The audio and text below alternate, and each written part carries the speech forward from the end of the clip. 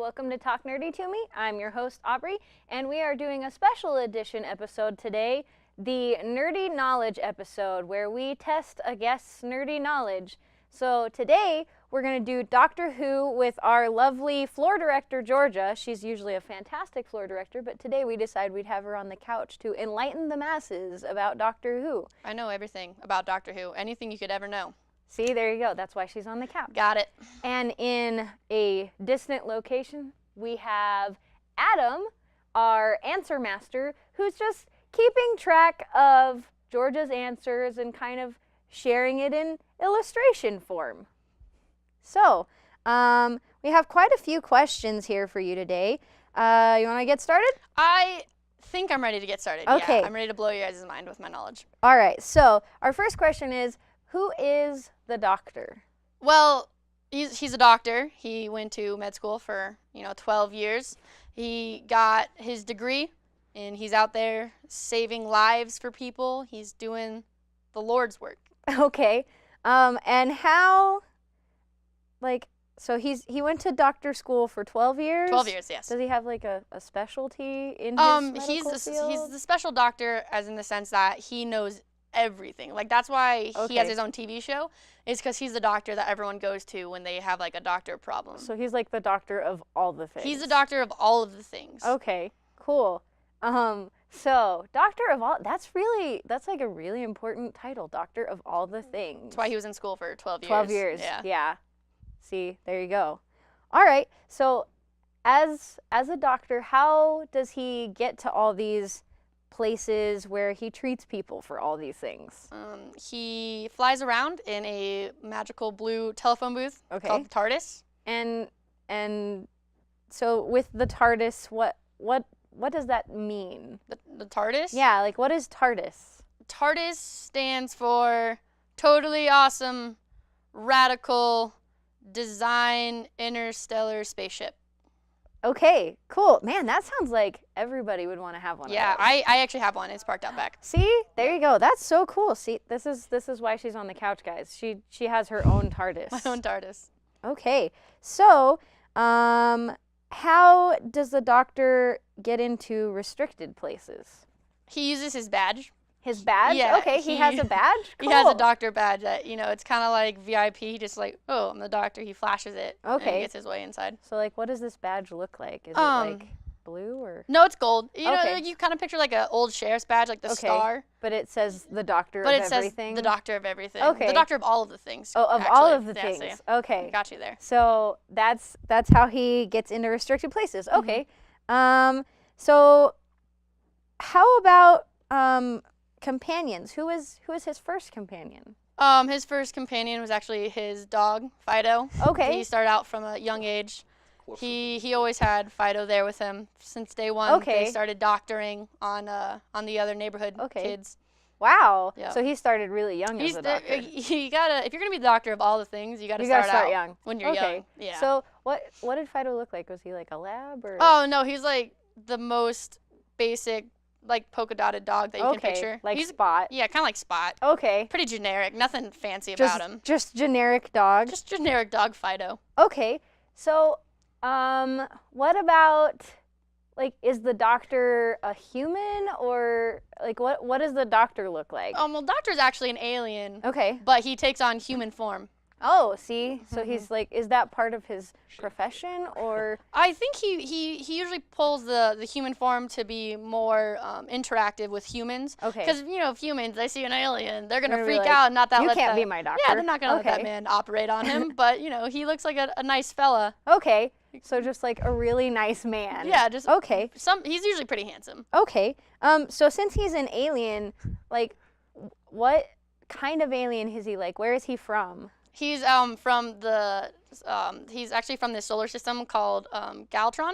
Okay, Galtron. Galtron. So would that make him a Galtronian or No, Galtrovian. Oh, okay, Yeah, Galtrovian. yeah. Okay, cool. A lot of people get that confused. Yeah, but. I mean, I could see how if you didn't know Doctor Who, you would just be Galtronian. No, it's Galtrovian. Galtrovian. They actually get really, really offended. I feel I mean, if I was a Galtrovian and they were calling me a Galtronian, I'd be offended. Exactly. Okay, So since he's an alien, and he's traveling in space, he must have like a nemesis. Who's his nemesis? It's actually this robot thing, and it shoots lasers out of its mouth.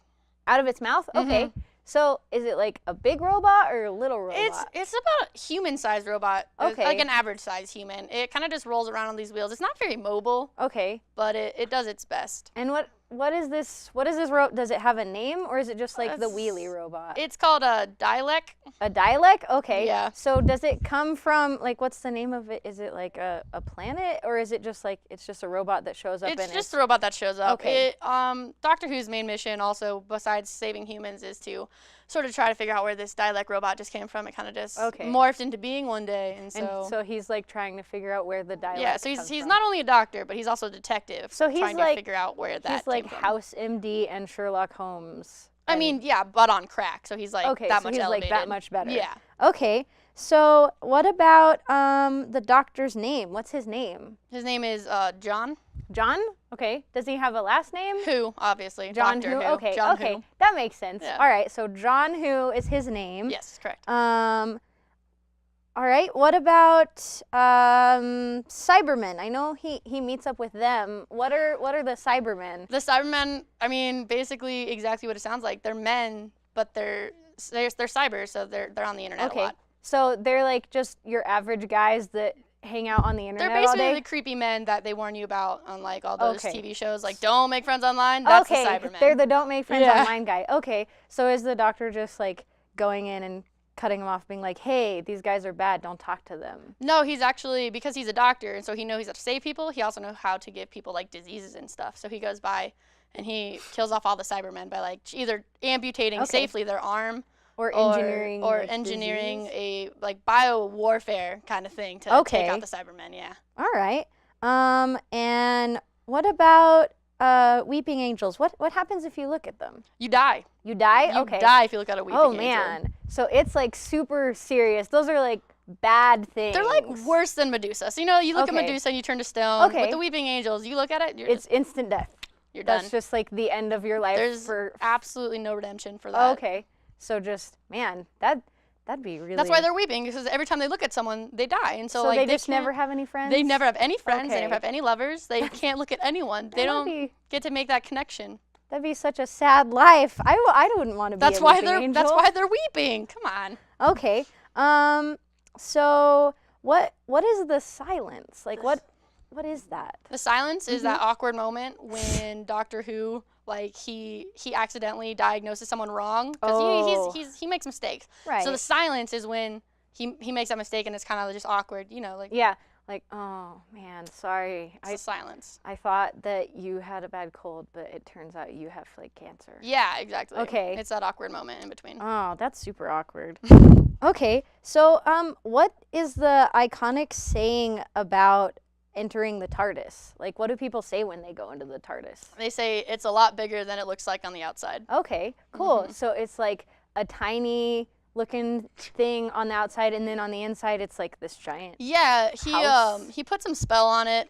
Actually, no, sorry. He met a warlock a handful of centuries ago, and he put a spell on it. Okay. So the inside, outside it just looks like a normal sort of telephone booth. And you're like, oh yeah, that's just a phone booth. Just a phone booth. They're pretty lame. No one uses those. Everyone has cell phones.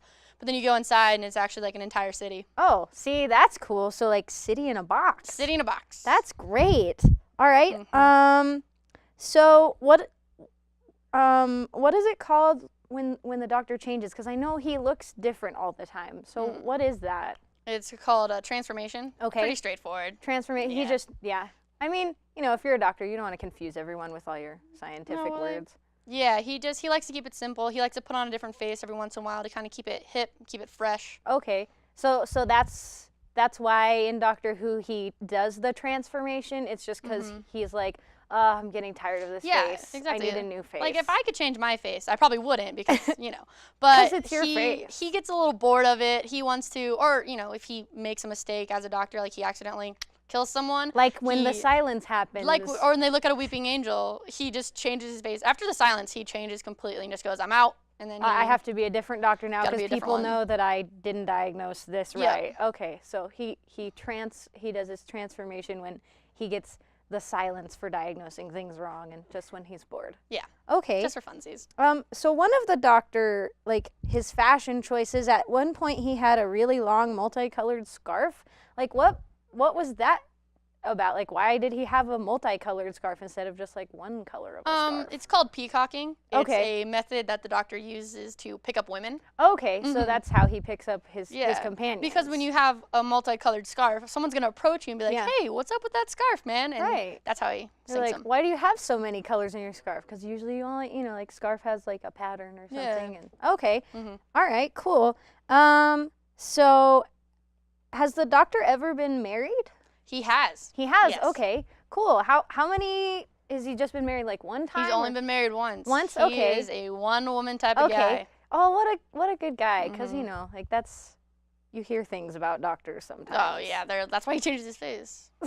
But does like his wife still knows it's him? Is he just like, hey babe, I changed my face? Essentially, she always knows who he is in his essence. Like she's an alien doctor too. Okay. And when they travel around time and space in the TARDIS, like they're not together always, but there's still that love and that connection. Okay. So she stays the same though. She doesn't change because she's like that like, change in I'm your good. face is for the birds. I'm already beautiful enough. Okay. So he changes, but they still know each other. And so like, what's his wife's name? Julia. Julia. Okay. So is she Julia who, or is she like Julia? Oh no, she's Julia Godfrey because she kept her last name because she's an independent woman. Okay, that don't need no man's last name. Well, I mean, she don't need no man's last name, but she wanted to be her own independent doctor, and so to keep on. Okay. Well, and that might also come in handy with that whole silent situation when he messes up. She can just distance herself from him. Be like, oh no, I'm not I'm not a with who, I'm that a Godfrey. one. Like. Yeah, I don't know that guy. Yeah. Okay. So how about Amy Pond, who was one of his companions? How long did she wait for the doctor to come back for her? Like 12 days. 12 days? Like 12 okay. days. Yeah, So, they never actually really told us how many days, but you could just see it in her eyes. Right. It was about 12 days. Right. So she like waited in that little black box for 12 days. Okay. Just chilling in the museum. Yeah, she had snacks. She was good. I mean, hey, if you have snacks for like, did she have enough for 12 days? Yeah, no, she totally, she was set. She had more than enough for 12 days. Okay. She was kind of pigging out for a little bit. Cool. Well, that's good to know. So what about like Rose? What happened with that companion? Like, how did she end up not being his companion anymore? This one's always really hard, but Rose, she fell in love with the doctor. Like, he's a beautiful man. She fell in love, and he's like, you know what, Rose? I'm a one-woman man. I can't do this. I'm going to need you I can't do this to my wife. You need to get out of my life.